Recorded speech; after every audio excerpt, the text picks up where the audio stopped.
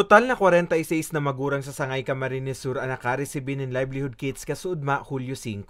Sigun sa Department of Labor and Employment Bicol, ang mga magurang na benepisyaryo ng programa, iyon mga may-aki na nagtatrabaho sa amay na edad. Dugang pakanahensya, parte ang programa kan DOLE Integrated Livelihood and Emergency Employment Program na obhetong mabawasan na ang numero kan mga aki na nagtatrabaho para makatabang sa pamilya. Katuwang sa nasambit na programa, ang lokal na gobyerno kan Sangay, as in lokal na Public Employment Services Office.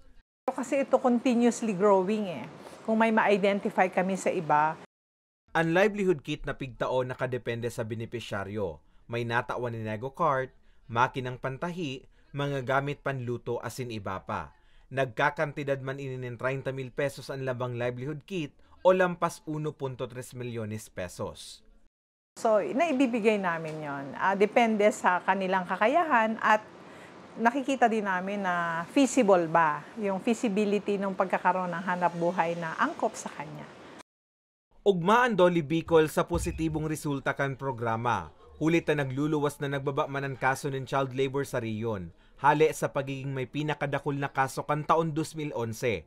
Pang-anom na sana ang Bicol, ngunya na taon.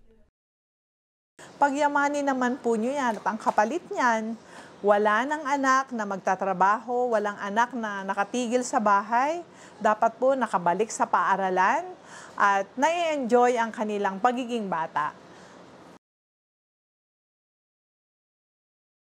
Antes magtapos ang taon, target kan DOLE Bicol na magsagibunin siring na programa sa gabos na probinsya kan riyon sa obhetong dagos pang mapababa ang kaso ng child labor sa Bicol.